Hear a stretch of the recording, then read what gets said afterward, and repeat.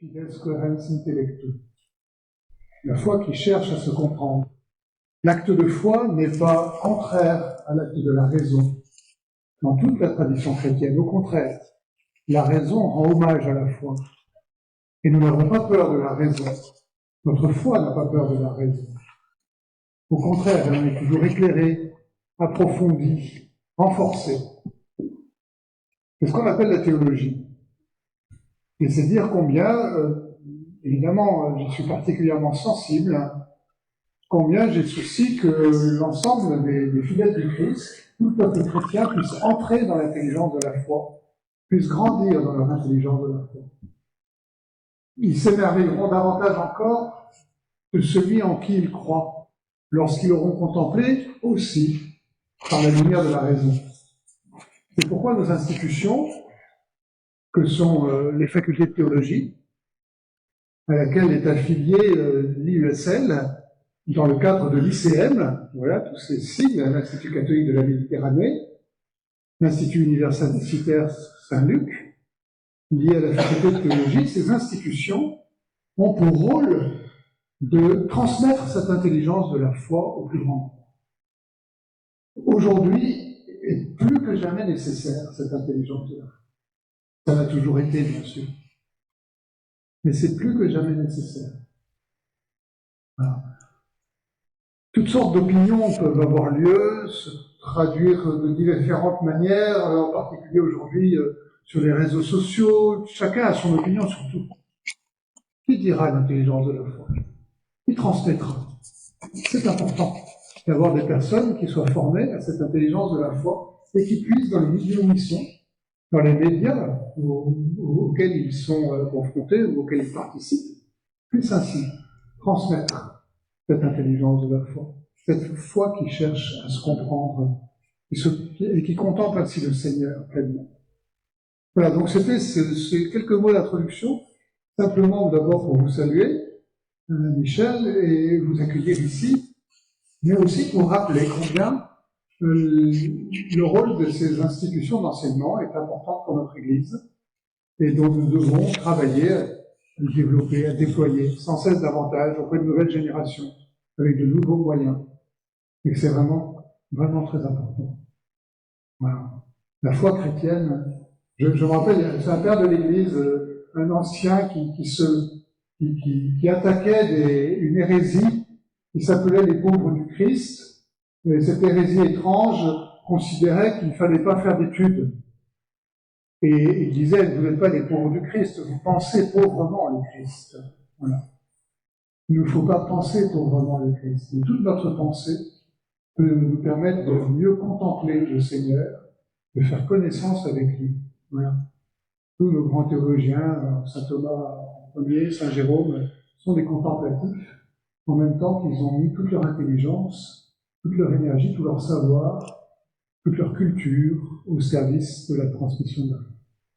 Alors, vivons ce moment ensemble ce soir, l'intelligence de la foi, et que cela nous encourage et soutienne le travail de nos institutions, la faculté de théologie, l'ICM, l'USL, et nous encourage à transmettre cette intelligence de la foi autour de nous, à faire participer le plus grand nombre de fidèles à cette découverte d'une foi qui veut éveiller notre intelligence, d'éclairer, de l'illuminer.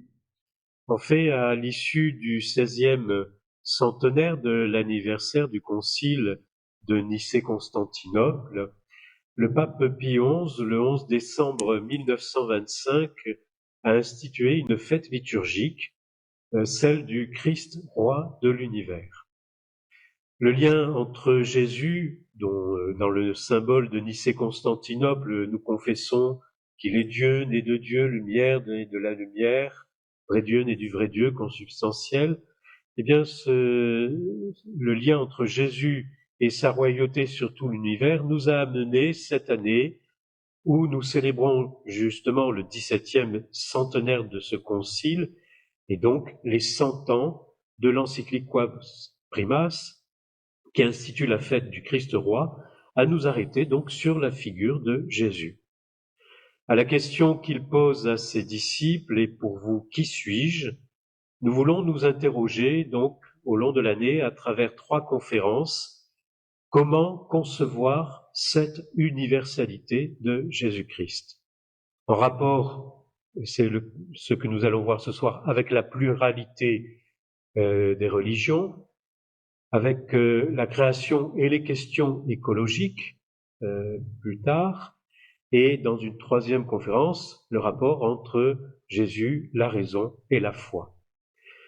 Je remercie Michel Younes, donc professeur de l'UCLI, Université catholique de Lyon, qui est membre de l'unité de recherche Confluence. Michel Younes est donc doyen du pôle facultaire de théologie de l'UCLI et nous sommes heureux donc de l'accueillir particulièrement ce soir pour la première fois.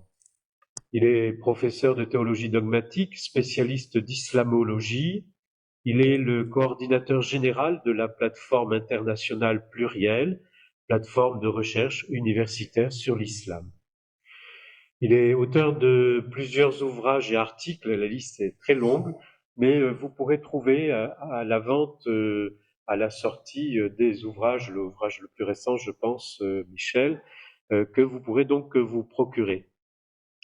Il étend son champ de recherche pour mieux faire percevoir la nature de la foi chrétienne dans notre monde pluriel. J'ai eu la joie de travailler pendant plusieurs années avec Michel Younes à l'ICM, l'Institut catholique de la Méditerranée, dont je salue la secrétaire générale, Constance Lénart, qui est ici et qui représente aussi Alexis Leproux, le nouveau président du conseil d'administration de l'Institut catholique de la Méditerranée, dont fait partie l'IUSL, l'Institut universitaire Saint-Luc, et je salue aussi son précédent président conseil d'administration, Monsieur Pierre Langeron, bien connu de nous. Et puis, nous avons donc travaillé alors que venait d'être créé, il y a plus de 20 ans, l'Institut catholique de la Méditerranée. Au titre donc de l'IUSL également, puisque l'IUSL, l'Institut universitaire Saint-Luc, est affilié à la faculté de théologie de la faculté de l'UCLI, d'où le fait de pouvoir préparer des diplômes canoniques ici à Aix, particulièrement la préparation à la licence ou baccalauréat canonique, ouvert à tous, mais plus particulièrement aux séminaristes, ce qui en fait le studium du séminaire Saint-Luc, et aussi par des diplômes comme le DUET, diplôme d'études universitaires en théologie, préparé plutôt en fin de semaine, le vendredi et le samedi. Vous verrez cela notamment sur les programmes que vous pourrez vous procurer aussi à la sortie de cette salle, si ce n'est d'ailleurs déjà fait. Et donc, d'où le fait de pouvoir non seulement préparer ces diplômes, mais nous sommes aussi également bien forcément amenés à collaborer à nouveau. Merci Michel d'avoir accepté de nous faire entrer par un porche royal, si j'ose dire, celui de penser l'universalité de Jésus dans un contexte de diversité religieuse, défis et enjeux. Merci Monseigneur Delard pour cette mise en contexte pour l'intelligence de la foi. Je pense que c'est véritablement l'enjeu de mon intervention ce soir sur un sujet certes complexe, mais qui nous met devant des défis pour la théologie d'aujourd'hui dans cette réalité interreligieuse. Je voudrais remercier également le Père Bernard Met pour son invitation. Alors, je suis doublement honoré de venir ce soir partager ces réflexions avec vous. Comme doyen de la faculté de théologie, ça vient d'être dit, pour les relations qui nous lient, et comme professeur réfléchissant sur ces questions-là, ouvrant un cycle et une année académique. Pour introduire mon propos, donc vous l'avez perçu, penser l'universalité, donc sans vouloir insister sur ce verbe penser d'abord, penser cette universalité dans un contexte de diversité religieuse. Pour l'introduire, je voudrais commencer par citer un petit passage tiré de l'introduction que le cardinal Aveline, en 2004, a faite quand il a présenté Paul Tillich, c'est un penseur protestant qui, en 1963, vous voyez, ça montre aussi que c'est pas aujourd'hui qu'on commence à penser cela, a prononcé une conférence à Tübingen sur la prétention de l'absoluité du christianisme et son rapport aux religions du monde. Donc, l'actuel archevêque de Marseille, le cardinal Aveline, écrivait ceci. Tillich, ce théologien protestant, fait observer combien cette façon chrétienne de vivre la tension entre le particulier et l'universel est originale. Il y a, très profondément, ancré dans la foi chrétienne, une ouverture universelle qui ne profère aucune exclusion, et cette ouverture est restée pendant longtemps la caractéristique du christianisme. Jésus lui-même y invite, Paul et Jean en explicitent le message, et les pères apostoliques en forgent la doctrine, empruntant le terme philosophique, le logos, pour désigner ce principe de l'autorévélation de Dieu, principe par lequel il a créé le monde et en qui le Christ est devenu homme, principe qui maintenant exprime toujours et partout l'universel de la création. Tel est l'universalisme chrétien. Vous voyez à travers ce petit commentaire de l'archevêque de Marseille, cette citation qui résume à mes yeux, à elle seule, et qui caractérise ce christianisme originaire en reflétant une forme de tension entre le particulier et l'universel. Et tout au long du parcours, on voit à quel point, y compris quand on va penser le logos comme auto-révélation de Dieu, qui dit Dieu en lui-même, devenu homme, comment penser le particulier et l'universel. Plus de 60 ans après, si j'ose dire, c'est cette conférence à laquelle j'ai fait allusion, on voit que le questionnement s'est à la fois intensifié et s'est légèrement déplacé. Il s'est intensifié parce qu'il interroge encore aujourd'hui notre conception de la place du Christ et son universalité. Il s'est légèrement déplacé parce qu'il concentre désormais, ou il se concentre, je dirais, moins sur le christianisme comme phénomène historique, mais davantage sur le Christ. Il se déplace de cette manière, et puis, surtout dans ce contexte où on a pris conscience de la diversité religieuse qui nous entoure, il est devenu encore plus intense d'un contexte où la diversité est devenue constitutive de notre réalité. Alors, je voudrais reprendre à nouveau frais ce questionnement en le déclinant suivant 3 dimensions. D'abord, comment penser l'universalité? Si on veut dire l'universalité de Jésus, d'abord, comment penser cette universalité? Est-ce une universalité numérique qui doit atteindre chacun individuellement? Est-ce une universalité eschatologique qui sera assumée à la fin des temps? Enfin, de quoi l'on parle? Et on voit que la manière de concevoir l'universalité a des conséquences sur la manière de comprendre le Christ et son agir, y compris dans son Église, ou à travers son Église. Deuxième déclinaison, comment comprendre ou comment prendre en compte le salut offert universellement en Christ dans un contexte de diversité religieuse? Que devient l'universalité par rapport à ceux qui sont soit dans l'ignorance de l'Évangile, soit une autre catégorie, ceux qui le rejettent, consciemment ou volontairement, que devient l'universalité par rapport à ceux qui sont dans la résistance à certains aspects de son identité? Vous voyez, c'est pas forcément les mêmes catégories. Et troisième déclinaison, comment penser la médiation universelle du Christ? Est-ce à partir du Christ devenu Jésus, le Christ Jésus? Est-ce à partir du Logos éternel? Est-ce à partir de l'agir de l'Esprit Saint, de l'Esprit du Christ, l'Esprit de Dieu? Là aussi, selon la manière avec laquelle on va mettre l'accent, ça nous permet d'entrer différemment dans le questionnement.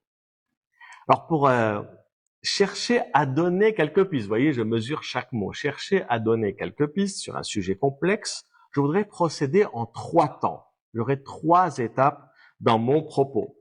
D'abord, je voudrais faire avec vous, ou devant vous, un premier état des lieux. Où est-ce que nous en sommes?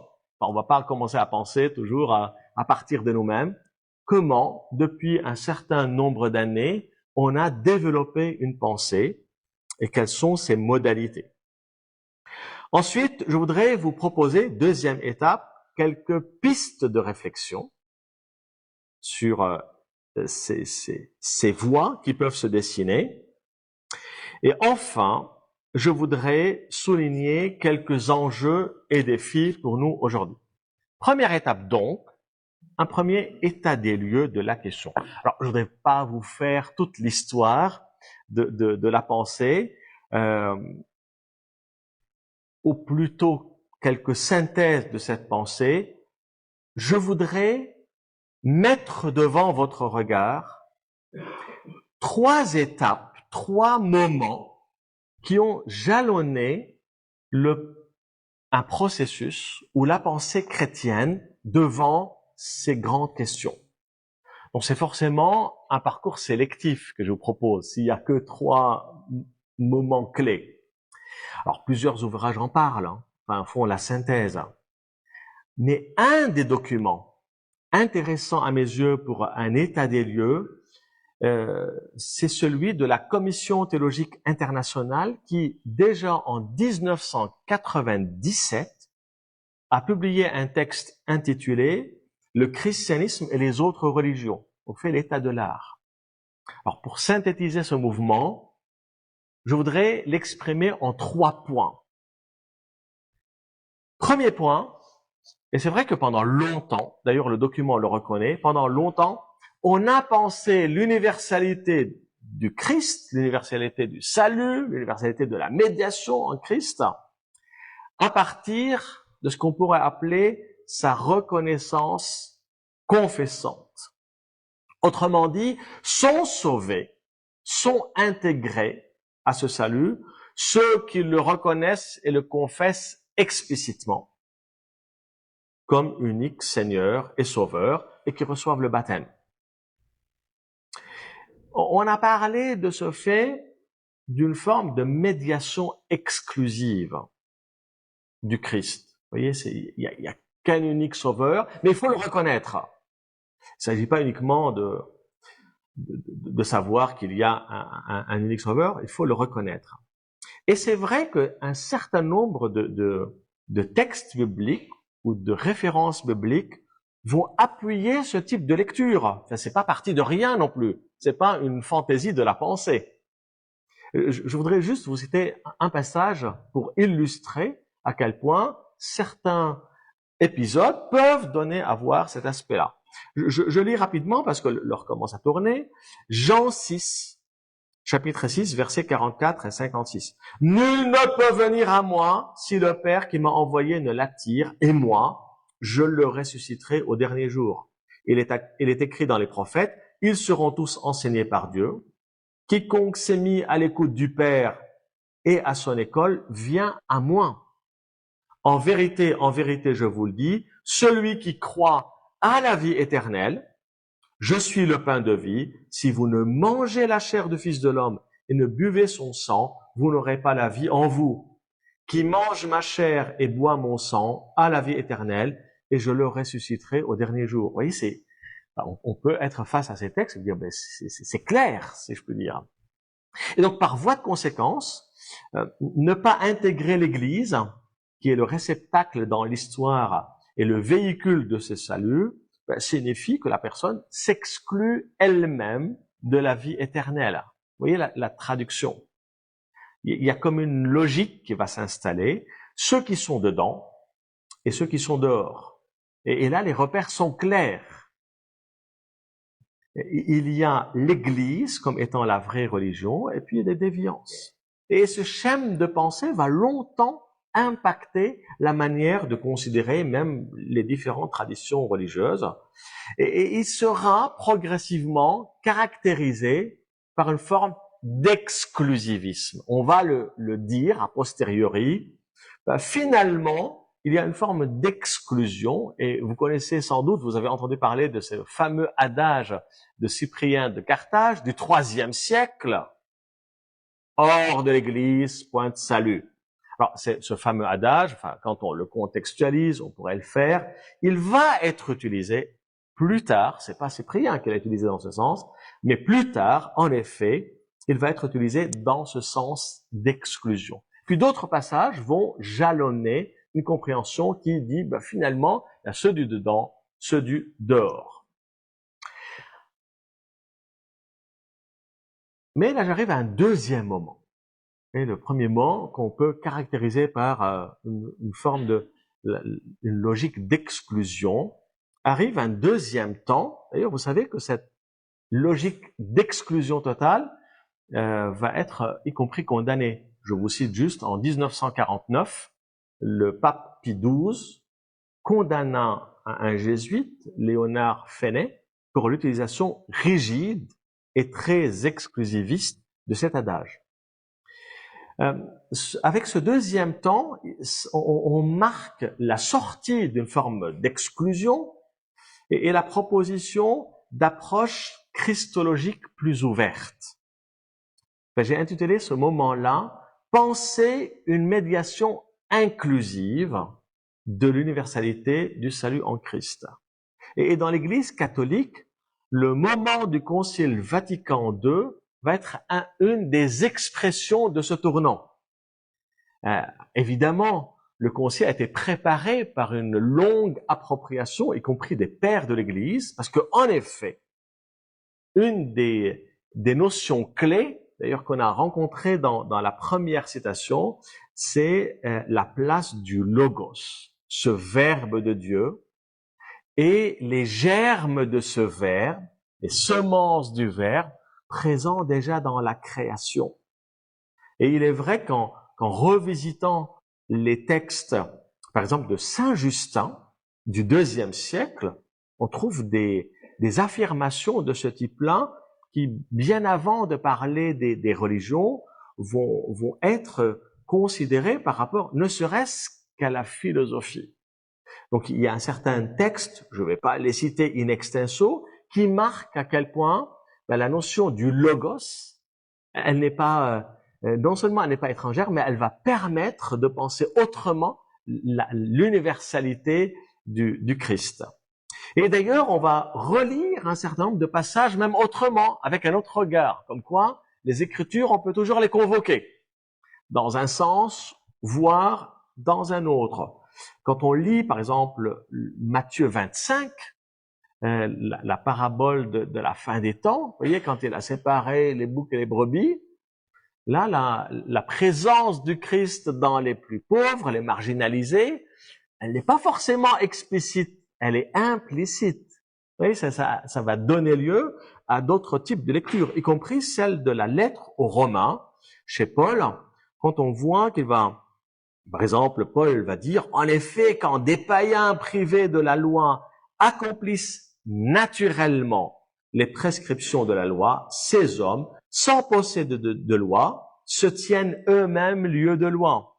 Ils montrent la réalité de cette loi inscrite dans leur cœur, à preuve le témoignage de leur conscience, ainsi que les jugements intérieurs de blâme ou d'éloge qu'ils portent les uns sur les autres. Au jour où Dieu jugera les pensées secrètes des hommes, selon mon évangile, par le Christ Jésus. Donc le Christ n'est pas absent. mais il est présent différemment. Donc c'est cette conception qu'on a appelée par la suite une conception inclusive du salut en Christ, dont il est l'unique médiateur. Vous voyez, donc on retrouve la médiation du Christ, mais autrement, va répondre à cette universalité du salut, parce que Dieu veut le salut de tous, et c'est ce qu'on retrouve d'ailleurs dans 1 Timothée 2, si vous lisez les versets 3 à 5, « Voilà ce qui est bon et ce qui plaît à Dieu notre Sauveur, lui qui veut que tous les hommes soient sauvés et parviennent à la connaissance de la vérité. Car Dieu est unique, unique aussi le médiateur entre Dieu et les hommes, le Christ Jésus, homme lui-même qui s'est livré en rançon pour tous. » Et on va avoir je dirais, parmi les traductions christologiques, deux que je retiens ici, qui vont permettre à la pensée chrétienne de changer de regard, si je puis dire, de quitter cette logique d'exclusion, de rejet, a priori, parce qu'on ne reconnaît pas. La première conception christologique peut être ainsi définie, on pourrait dire la distinction, mais là attention, c'est une distinction, il ne s'agit pas de séparation, mais la distinction entre le logos universel, le Verbe de Dieu, et le logos incarné en Jésus, va permettre qu'on soit tous sauvés par le logos, mais différemment. Et une certaine christologie, là je fais référence à Karl Rahner, par exemple, un théologien allemand qui va la thématiser.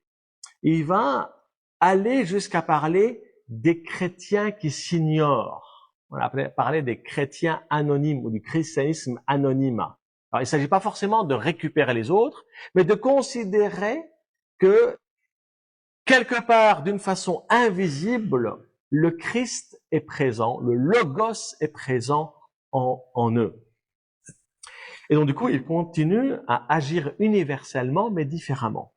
Il y a un autre développement qui a pris forme aussi, à travers cette fois-ci la distinction, mais attention, il ne s'agit pas de séparation à ce niveau-là, mais distinction entre ce qu'on appelait, en référence à saint Irénée, les deux mains de Dieu. Vous savez, Irénée a cette image, les deux mains de Dieu, Irénée de Lyon, du IIe siècle, et donc du coup, qui va servir comme modèle pour parler de l'économie du Verbe et de l'économie de l'Esprit, qui vont dire cette universalité, mais on va dire d'une façon médiatisée ou avec des principes qui sont liés au Verbe, mais médiatisés par l'Esprit. Vous voyez, ça va donner lieu à ce type de développement. Je pourrais continuer dans ce sens, mais ce qu'on peut retenir de cette approche inclusive, c'est la volonté de maintenir l'unique médiation du Christ Sauveur. C'est ça le principal élément. Mais en même temps, on est sauvé différemment par lui. Donc on ne peut pas être sauvé autrement que par le Christ. Ça, c'est la colonne vertébrale de cette pensée chrétienne. Il est la plénitude du Logos divin et qui peut agir d'une façon directe ou indirecte, et même à travers la conscience des fidèles d'autres traditions religieuses. Et cette approche va permettre à l'agir de l'esprit de faire germer, de faire grandir les semences du Verbe déjà présents dans les traditions religieuses. Et dans un passage assez célèbre de Jean-Paul II, dans Redemptoris Missio, si vous lisez le paragraphe 28, il dit « L'Esprit se manifeste d'une manière particulière dans l'Église et dans ses membres. Cependant, sa présence et son action sont universelles, sans limite d'espace et de temps. La présence et l'activité de l'Esprit ne concernent pas seulement les individus, mais la société et l'histoire, les peuples, les cultures, les religions. Donc l'Esprit peut agir, y compris à travers les religions des autres. Donc premier moment, je dirais une forme de binarité, soit dedans, soit dehors. Un deuxième moment, une manière participative, mais qui garde comme colonne vertébrale le salut universel apporté par le Christ, mais diversement perçu. J'arrive à mon troisième moment. Cette troisième étape de ce développement consiste à prendre conscience de ce que je pourrais appeler une ligne rouge à ne pas franchir, à savoir le pluralisme relativiste. Parce que, en fait, face à certaines tendances qui, elles, vont chercher à, cette fois-ci, séparer, on a vu apparaître des conceptions suivant lesquelles, au final, ce n'est plus les religions ou bien l'universel qu'on a à penser à partir du Christ ou de son Église, mais on va le penser à partir d'une réalité ultime, et le Christ n'est qu'une manifestation. C'est vrai que cette manière de penser, qui va conduire à une forme d'autonomie des sources du salut, donc vous voyez que dans ce cadre-là, on ne pense plus l'universalité du Christ, parce que ça met entre parenthèses l'universalité du Christ. Ce type d'approche, qu'on va appeler le relativisme, le pluralisme relativiste, va à plusieurs reprises être condamné dans un certain nombre de documents officiels de l'Église, notamment en l'an 2000, un fameux texte de Ratzinger, Joseph Ratzinger, avant de devenir pape, appelé Dominus Iesus, va considérer que à travers cette façon de penser les différentes sources, on sépare Dieu du Christ, on sépare le Verbe de l'Esprit, et finalement, on sépare Jésus du Verbe. L'universel n'est plus lié au particulier. On n'est plus dans la tension. Vous voyez, à travers la première référence de Tillich, j'ai souligné la tension entre l'universel et le particulier. C'est ce qui anime toute la pensée chrétienne. Donc là, on est plutôt dans une séparation, et Dominus Iesus a été une mise en garde contre ceux qui séparent et pensent les choses indépendamment les unes des autres. Alors, à partir de là, comment penser l'offre ou le Christ dans son universalité et les différentes modalités d'appropriation. Pour le faire, donc j'arrive à ma deuxième grande étape. Vous voyez, après cet état des lieux global, on dit, bon, les gens ont pensé avec nous. Qu'est-ce que ça nous donne à penser aujourd'hui? Pour introduire cette deuxième étape, je vous rappelle ce qui paraît pour un théologien chrétien, si je peux dire, 3 impératifs. Vous savez, Kant nous a aidé à penser les impératifs catégoriques. Toute pensée chrétienne, je devrais dire toute pensée théologique catholique dans ce contexte-là, si on se réfère au magistère, ne peut pas ne pas prendre en compte 3 impératifs. Et c'est dans cela qu'on doit réfléchir. Vous savez, l'intelligence de la foi ne peut pas réfléchir en dehors d'un cadre. C'est quoi ce cadre pour nous ce soir que je tire? Quels sont ces 3 impératifs? Le premier, ce qu'on a tiré de la lettre de Paul à Timothée, Dieu veut le salut de tous et il n'exclut a priori personne. Vous voyez, il n'y a pas d'exclusion a priori. Ça serait contre l'esprit évangélique. Deuxième impératif, c'est l'universalité de la médiation christique. Si on enlève le Christ, j'ai parlé de la ligne rouge, l'universalité de la médiation christique, qui signifie qu'il n'y a pas de source autonome de salut parallèle. Et puis, troisième impératif, c'est le fait que l'Esprit agit en lien avec le Fils, donc c'est pas d'une façon séparée. Alors, à travers des formes, à travers des médiations qu'on a appelées à un moment donné qui participent. Alors, le tout, c'est de conjuguer les trois. Comment tenir ensemble les trois? L'universalité du salut voulu par Dieu, l'universalité de la médiation christique et, je pourrais dire, l'universalité de l'agir de l'esprit. Comment tenir les trois? Alors, pour faire une proposition de maintenir ensemble les trois, dans ce deuxième moment, je vous propose deux pistes. La première piste serait une façon de prendre du recul, même de la distance, pour penser autrement le lien entre unicité et diversité. Alors très souvent, on les pense de façon opposée. Soit on est dans l'un, donc il faut penser l'un, il est partout, soit du coup on est dans la reconnaissance de la diversité, qui devient le multiple. Rappelez-vous de cette tension. Pensez l'un et le divers en même temps. Or, la particularité, et pour reprendre une expression de ma citation première, la caractéristique de la pensée chrétienne, c'est cette volonté de penser en même temps l'un, donc l'unicité et la diversité.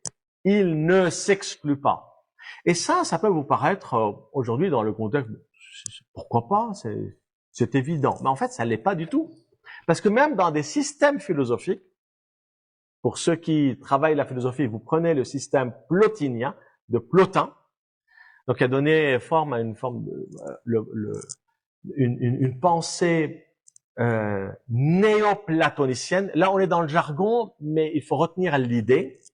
Plotin, par exemple, considérait qu'on peut pas être dans l'un et le multiple en même temps. Soit on est dans l'un, dans le régime de l'unicité, soit on est dans le multiple. Et le multiple, c'est la dégradation de l'un. Ben, vous savez qu'il y a des traditions religieuses jusqu'à aujourd'hui qui pensent dans ce modèle-là.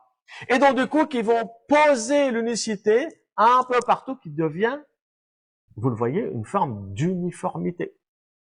L'unicité. Il y a un seul Dieu, il y a un seul livre, il y a un seul... Vous voyez, ça devient le régime de l'un. Vous voyez? Et pour d'autres, ce que je considère comme étant dans le pluralisme, pensent dans le régime uniquement du pluriel. On n'a pas l'un, on n'a pas la vérité. Vous voyez, c'est la dérive, c'est qu'on n'a plus la prétention à une quelconque vérité. On est dans le pluriel. Donc penser l'un et le multiple, c'est une caractéristique chrétienne fondamentale. Si vous n'êtes pas persuadé, regardez la constitution de la Bible. C'est une Bible, elle est composée de deux testaments. Vous voyez, l'un n'exclut pas le divers. Regardez, relisez le récit de Pentecôte et ainsi de suite. Vous voyez toute l'anthropologie chrétienne.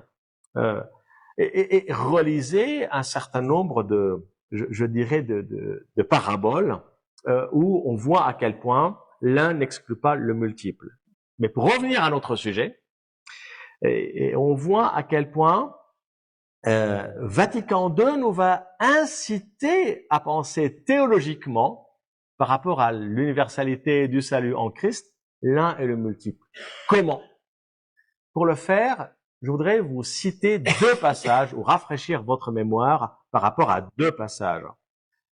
Le premier passage, je le tire de Nostra Aetate. Vous avez cette déclaration dans le rapport entre l'Église catholique et les religions non chrétiennes. Au paragraphe 2, il est dit, je le cite, l'Église catholique ne rejette rien de ce qui est vrai et saint dans les traditions religieuses, mais même si cela, diffère de ce qu'elle-même professe, c'est pas parce qu'on cherche l'un, mais apporte une lumière de la vérité qui illumine tout homme. Donc on reconnaît quand il y a des germes du verbe, un rayon de vérité présent, même si ça nous peut paraître différent.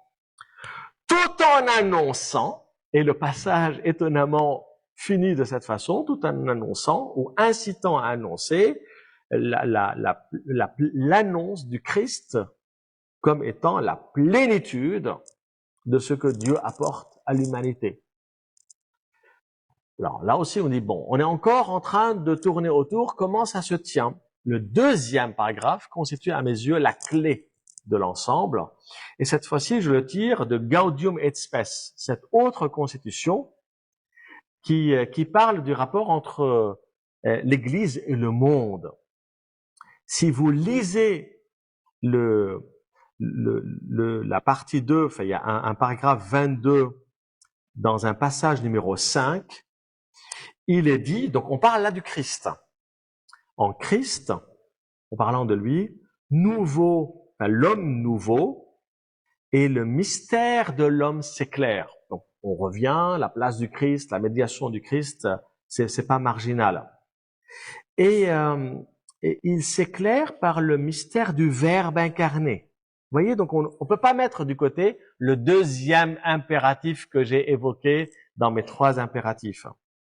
Dans ce sens-là, donc avant d'arriver au paragraphe 5, le paragraphe 4 va évoquer comment le chrétien reçoit les prémices de l'esprit qui le rendent capable d'accomplir la loi nouvelle de l'amour. Et comment le chrétien peut recevoir cet esprit-là, enfin ce troisième impératif, qui lui permet d'accomplir la loi nouvelle de l'amour. Et il va dire, il l'accomplit parce qu'il est associé au mystère pascal. C'est le mystère pascal qui est la clé de voûte, si je puis dire. Et c'est là qu'intervient le paragraphe 5 que je convoque ici. Il continue en ces termes. Tenez-vous bien. Et cela ne vaut pas seulement pour ceux qui croient en Christ, mais bien pour tous les hommes de bonne volonté, dans le cœur desquels, invisiblement, agit la grâce. Vous voyez, c'est pas uniquement pour les chrétiens, mais pour tous les hommes de bonne volonté, dans le cœur desquels, invisiblement, agit la grâce. En effet, le texte poursuit, puisque le Christ est mort pour tous et que la vocation dernière de l'homme est réellement unique, à savoir divine, nous devons tenir que l'Esprit Saint offre à tous, d'une façon que Dieu connaît, la possibilité d'être associé au mystère pascal. Le salut est unique, il tient au mystère pascal. L'association à ce mystère, elle peut prendre des formes variées. Et elle peut prendre non seulement des formes variées, deuxième piste de réflexion, elle peut prendre des formes appropriées, des modalités d'appropriation différentes. Alors, c'est quoi ces formes d'appropriation différentes? Alors, je vous avoue une chose, hein. J'ai écrit un livre pour essayer de l'expliquer, pour une théologie chrétienne des religions. Comment c'est à partir de l'appropriation différente. Alors, pour le simplifier, sinon vous pouvez lire in extenso, mais pour l'illustrer, je voudrais convoquer un autre passage de Matthieu 25. Vous savez, Matthieu 25 était présent ce soir, mais il y a 3 paraboles dans Matthieu 25. Il y a une première parabole qui parle de la fin des temps, que j'ai évoquée en premier, et cette parabole, appelée très souvent la parabole des talents. Vous l'avez à l'esprit, cette parabole des talents? Quand le maître appelle 3 serviteurs, à l'un il donne 5, à l'autre 2, à l'autre 1 talent. Et elle est très intéressante, cette parabole. Relisez-la. Parce qu'elle permet de voir comment, le don est universel. Il n'est pas réservé. Le maître n'a pas dit à certains, vous n'avez rien, vous êtes de côté. Il a donné juste à l'un pour distribuer aux autres. Mais il a été donné différemment. On n'est pas dans la reproduction du même. Vous savez, la logique de l'un. On reproduit le même, sinon on n'est pas rassuré. Il a donné différemment, mais selon un critère, selon un principe, il y a proportionnellement ou en lien avec la capacité de chacun de faire fructifier ses dons. Et c'était ça le critère ultime du jugement du maître. Qu'as-tu fait de tes dons? Vous voyez, Alain, il a donné 5, il est revenu avec 5 autres. Celui qui a eu fait 2, revenu avec 2 autres. Et regardez dans le texte, c'est la même phrase du maître après. C'est bien, serviteur bon et fidèle, lui dit le maître, en peu de choses tu as été fidèle, sur beaucoup je t'établirai, entre dans la joie de ton Seigneur. Et ce verset va être répété 2 fois. Verset 21, verset 23, pour celui qui a eu 5, pour celui qui a eu 2. Et on voit à quel point, ici, ce n'est pas uniquement la quantité qui compte pour elle-même, c'est pas une valeur absolue, la quantité, mais c'est la manière de se l'approprier. Ce qui convoque une forme de responsabilité par rapport à la manière de faire fructifier les dons reçus. Donc, on n'est pas dans une logique d'exclusion, on n'est pas dans une logique de tout va, parce que le 3e serviteur, qui n'a pas fait selon ses talents, il avait un, il a enterré, il l'a rendu comme tel. Quelque part, selon une certaine logique, on pourrait dire, mais le maître, il est atroce, il l'a rendu comme tel. Mais en fait, il a été en disproportion, en deçà de ce dont il était capable. Et donc, on voit à quel point cette manière de voir les dons permet, à travers les appropriations, où on peut soulever la question de la liberté dans l'appropriation. Le don est offert à la liberté de chacun pour le faire grandir selon une logique divine, selon une progressivité, une pédagogie divine. Donc c'est pas la logique du tout ou rien qui apparaît ici. Donc vous voyez, première étape, on a pensé. Il y a des outils pour penser théologiquement, mais sans sortir d'un certain cadre qui nous fait perdre la place du Christ, son universalité. Il y a des pistes, on a des ressources à travers la raison, à travers les écrits. J'arrive à ma troisième grande étape. Quels sont les enjeux et les défis d'aujourd'hui? Et c'est vrai que dans le contexte actuel, ces questions ressortent. Et je dirais avec encore plus de force. Et on peut relever un certain nombre de défis qui nous incombent dans un contexte où la diversité n'est plus une option. La diversité religieuse ou religieuse n'est plus une option. Comment je les ressaisis ces enjeux-là? Quels sont les défis pour rendre audible cette universalité en Christ? Pour vous le proposer, je convoque ou bien je voudrais établir 3 pistes, 3 enjeux, 3 lieux possibles. Le premier que j'appellerais l'importance du témoignage chrétien ou la capacité de rendre présent dans notre monde ce salut universel. De quoi je parle? Alors, c'est vrai qu'on pourrait croire que la notion d'association au mystère pascal ou la proportionnalité, ça pourrait laisser entendre une possible juxtaposition. Chacun a reçu pour lui, ou on est associé mystérieusement, mais au fond, ça nous intéresse pas. Ça pourrait même laisser entendre une forme de démission dans la manière d'annoncer ou de porter ce salut. Mais si l'on comprend l'universalité du salut en Christ comme étant pas numérique, donc si on se distancie par rapport à une compréhension numérique, il faut que chacun numériquement soit chrétien, ou une autre forme, je dirais, eschatologique. Bon, on verra à la fin des temps. Hein. Pour l'instant, chacun vit sa vie et puis on verra à la fin des temps. En se décalquant par rapport à ces deux, on pourrait orienter le regard sur une autre façon de voir que j'appellerais une certaine universalité sacramentelle qui me paraît plus appropriée pour penser cette tension-là. Alors, je parle devant un théologien des sacrements, donc c'est sous son contrôle, mais qui me paraît plus correspondre à à la foi de l'Église qui célèbre l'unique sacrement. Donc il y a une réalité donnée là dans notre histoire, dans notre temps, quand il y a la célébration de l'unique sacrifice pour le salut du monde. Mais, vous voyez, vous connaissez la structure du sacrement.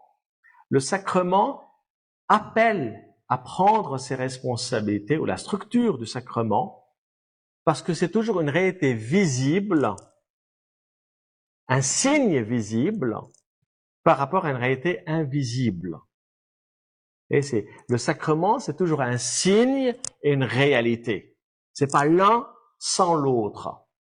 Donc, on pourrait dire qu'à travers cela, à travers cette logique du témoignage, ou bien une théologie du témoignage, comment il ne s'agit pas de démissionner, mais de penser autrement à la présence chrétienne, rendre audible, rendre visible, rendre intelligible cette réalité de la foi.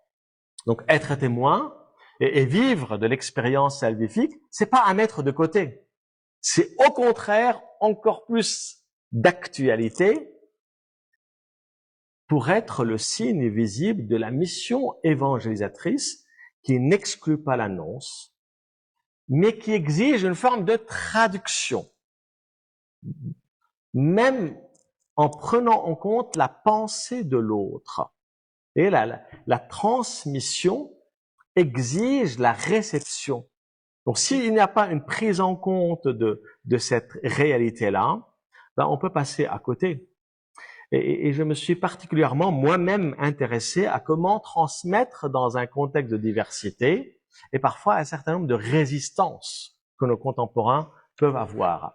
Deuxième enjeu, donc, en plus de l'enjeu d'une théologie du témoignage, je dirais c'est l'enjeu de la rencontre ou la capacité d'entrer en dialogue avec un autre que soi.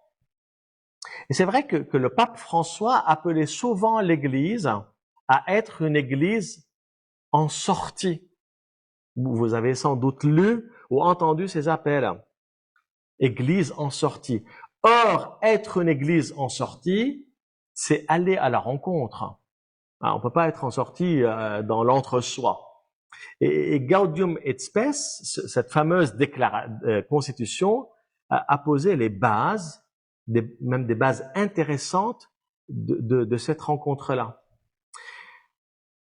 Mais pour vous montrer à quel point la question même de la rencontre et du dialogue sont au cœur de ce défi-là, je voudrais vous rappeler comment le pape Paul VI a perçu l'ADN de l'Église, si je peux dire, à travers Ecclesiam Suam. L'ADN de l'Église, c'est qu'elle soit en conversation avec le monde. Si on enlève la partie dialogue, la rencontre, la conversation, ben finalement, on perd tout.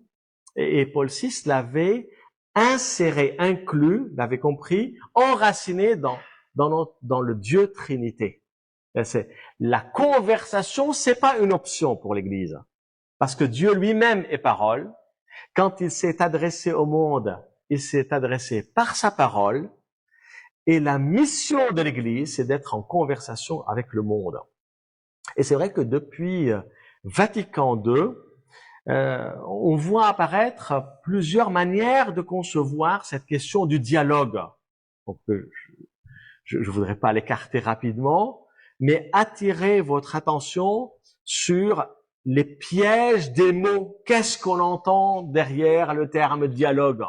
Si par dialogue, il s'agit de se mettre d'accord, là, on se met pas d'accord sur les éléments de foi. Donc, c'est pas ça que j'entends derrière le terme dialogue, qui est devenu un peu un terme fourre-tout. Mais le dialogue, pour moi, ce n'est ni la recherche de ce qui est similaire, ni la volonté de s'opposer,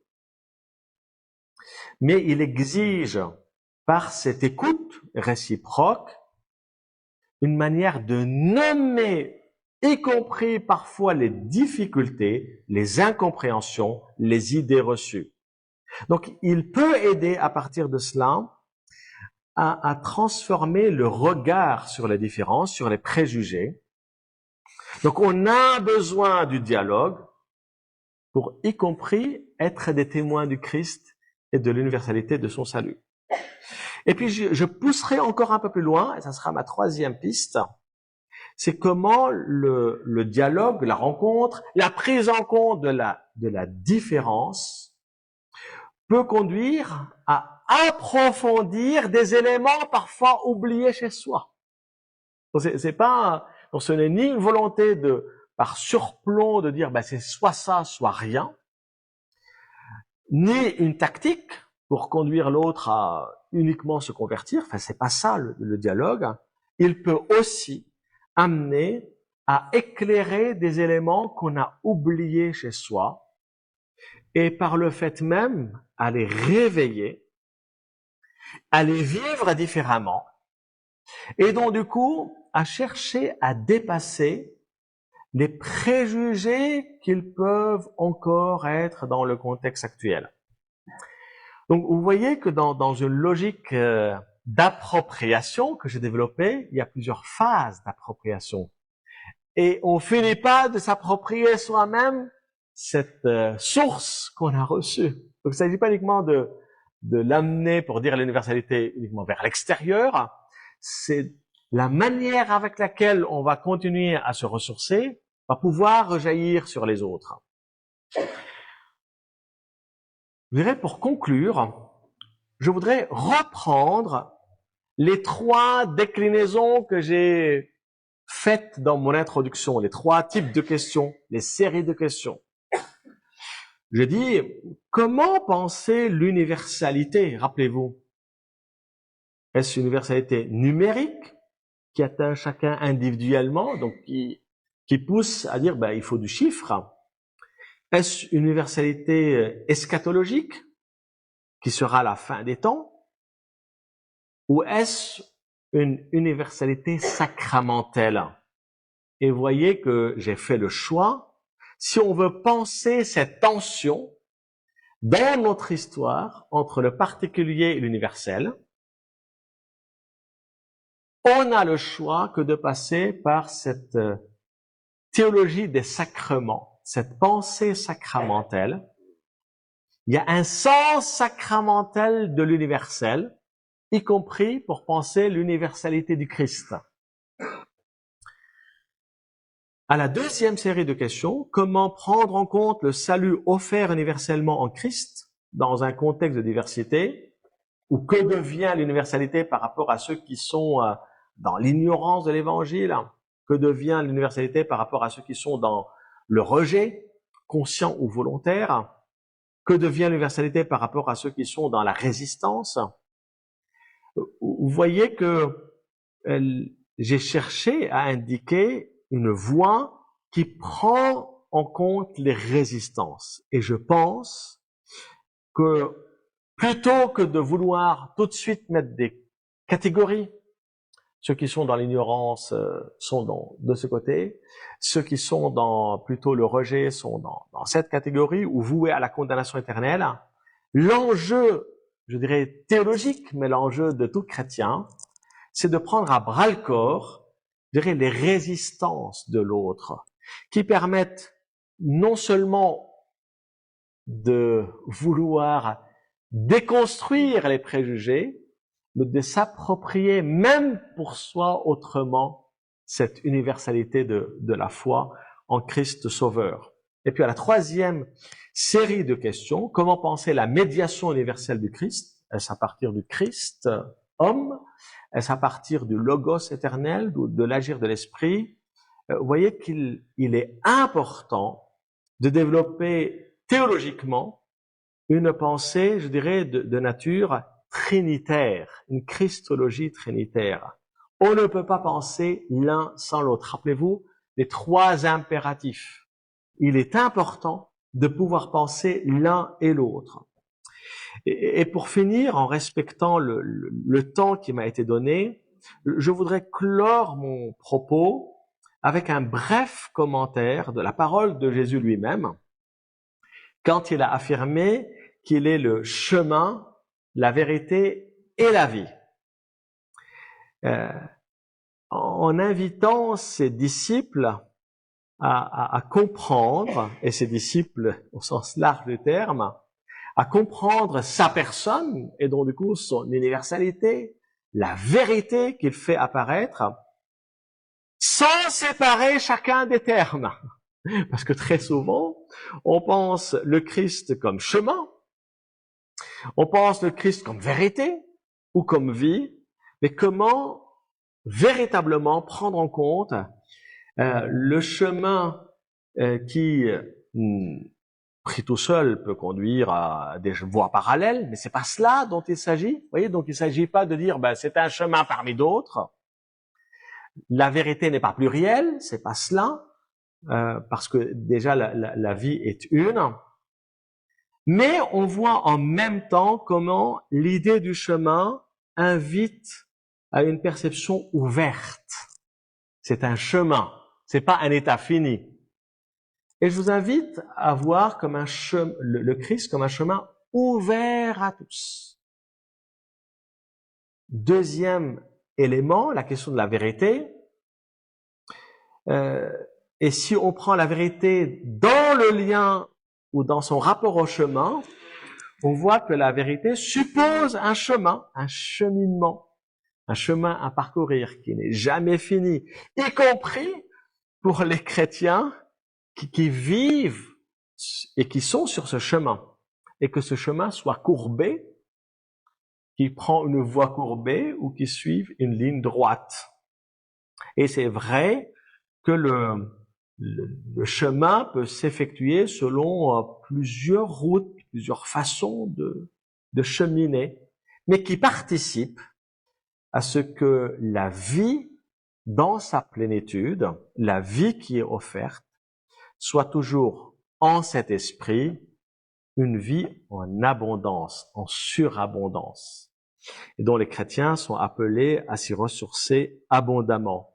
Vous voyez, c'est cette manière de faire, finalement, il ne s'agit pas de dire autre chose, mais de le penser de façon à donner à voir une autre manière de voir l'universel, une autre manière de voir l'unicité, une autre manière de considérer la rencontre. Je vous en remercie.